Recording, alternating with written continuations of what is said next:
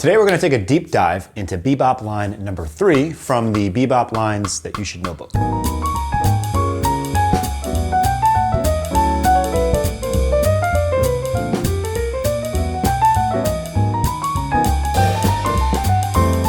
This is a line that combines different Kenny Barron licks. I'll show you how to think about them and how to incorporate these concepts into your own solos. Don't forget, all of our members will receive a PDF with today's lesson. You can join us right here on YouTube. And if you don't want to become a member just yet, you can always get any of our PDFs on mdex.com. Also, if you own the book already, I'll be adding this video to the book's playlist so that you can study and practice Bebop line number 3 more in-depthly. All right, step 1, we're going to target the 5th of a 5 chord and the 1 chord within a 2-5-1 progression like this.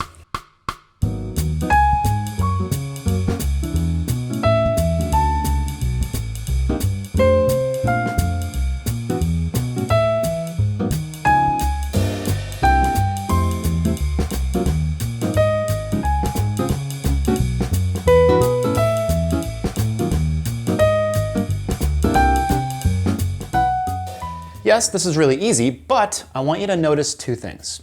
First, notice how the 5th of D flat 7 is the same as the root of A flat minor 7. And the root of G flat is the same as the 5th of D flat 7.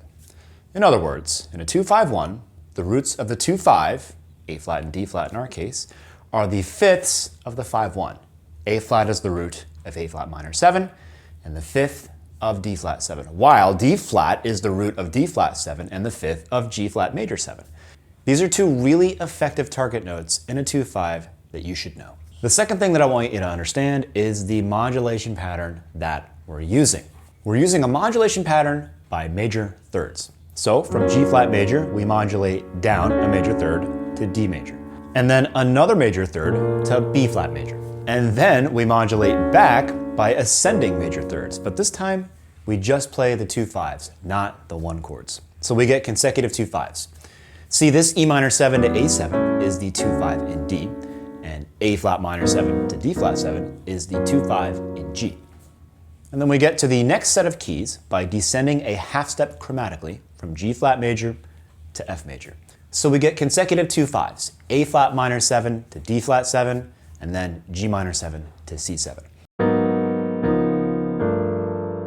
These types of progressions are ubiquitous in jazz, and they're a great way to practice licks.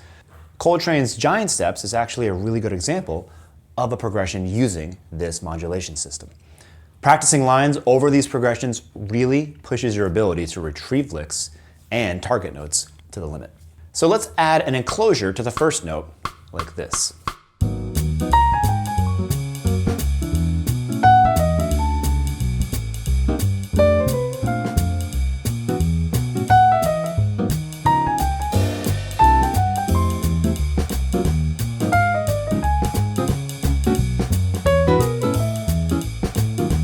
This is a diatonic from above and then a chromatic from below enclosure.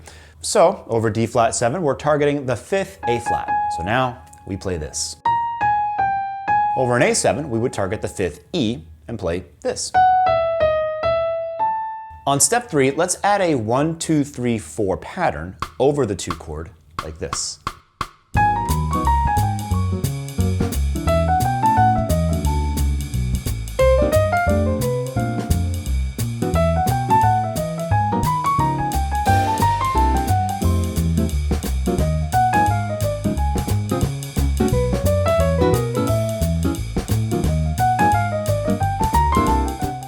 Remember that the 2 chord is Dorian, so over A flat minor 7, we would play A flat, B flat, C flat, and D flat. That's a 1-2 flat 3 4 of A flat minor 7. Over E minor 7, we would play E, F sharp, G, and A. So now we've completed what I'm going to call lick 1. Okay, so on to the next steps. We're going to incorporate tails to the lick that we've just learned. The concept of tails is really useful because we can use them to extend any lick that we play. And tails are nothing more than short licks, but thinking about them as tails is really useful because we can use them to add variation to our main licks. We're going to add a simple 5-3-2-1 tail over our 1 chord to our lick. So over G flat major 7, a 1, 2, 3, 5 is G flat, A flat, B flat, and D flat. And if we play it backwards, we get a 5-3-2-1 tail. The crucial thing is that this tail starts with the note that we're targeting with our lick. So now we're playing this.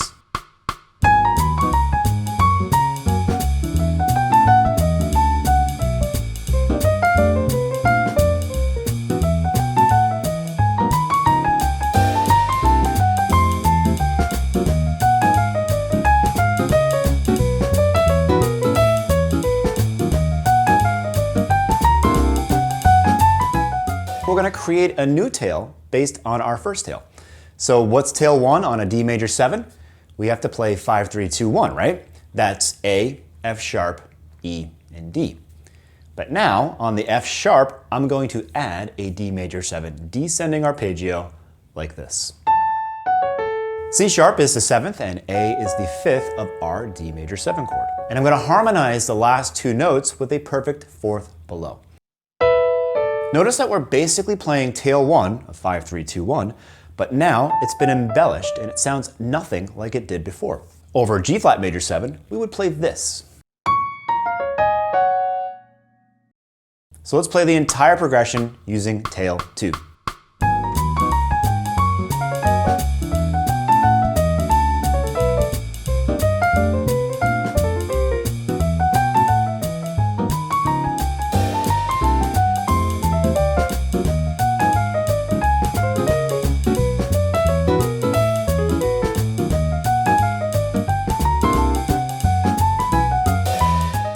Next, let's add a new tail, tail number 3. This time, I just want you to play an ascending scale starting on the 5th, like this. This is just the 1 major scale, starting on the 5th of the chord.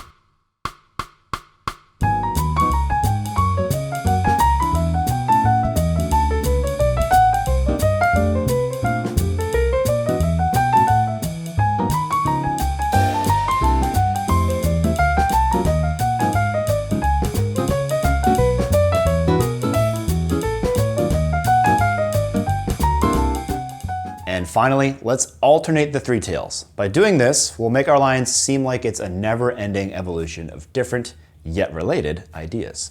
Also, I'm adding a few rhythmic displacements on the first notes of our lick to make it even more interesting.